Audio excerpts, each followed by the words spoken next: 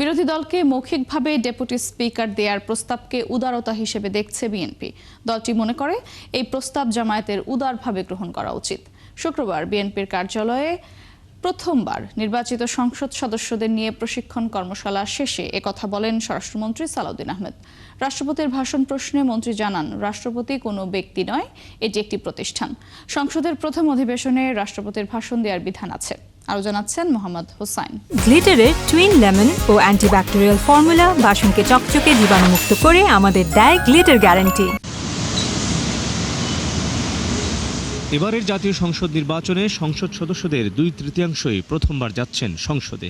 12 মার্চের প্রথম অধিবেশন সামনে রেখে সংসদের সার্বিক বিষয়ে ধারণা দিতে বিএনপির এই কর্মশালা। শুক্রবার 2 দিনব্যাপী এই কর্মশালার উদ্বোধনী অনুষ্ঠানে যোগ দিতে দলের গুলশান কার্যালয়ে আসেন প্রধানমন্ত্রী তারেক রহমান।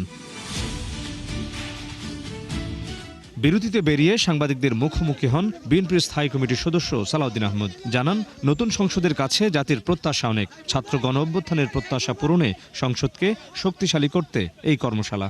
আমরা চাই আমাদের পার্লামেন্টারি কালচারকে আমরা আরও শক্তিশালী করতে।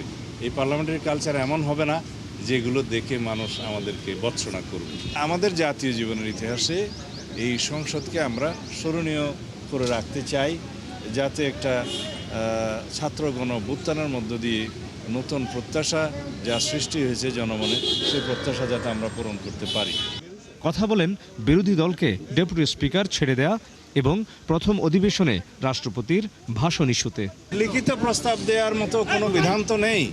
মাননীয় সংসদ নেতা প্রধানমন্ত্রী হিসেবে বিরোধী দলীয় নেতার সাথে কথা বলেছেন। যখন ইফতার মাহফিলে তারা দাওয়াত দিয়েছিলেন, সেখানে গিয়ে আমিও উপস্থিত ছিলাম। এই হিসাবে তাদের সেই প্রস্তাবটা গ্রহণ করা উচিত বলে আমি মনে করি। রাষ্ট্রপতি হচ্ছে একটা প্রতিষ্ঠান, ব্যক্তি নয়।